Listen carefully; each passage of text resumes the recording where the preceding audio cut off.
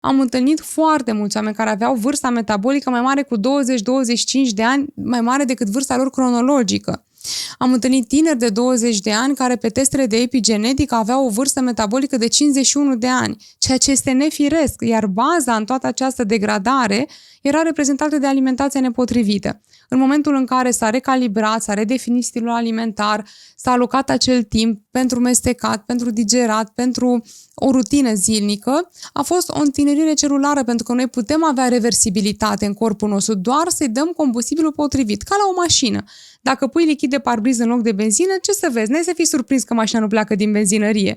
Dar dacă mănânci 3 tablete de ciocolată și bei 5 cafele și 2 covrici, nu înseamnă că ai să obții performanță. Poate să te târi așa câte o zi, dar într-un corp care funcționează ca o căruță, nu prea ai cum să funcționezi mai departe ca la o mașină de curse.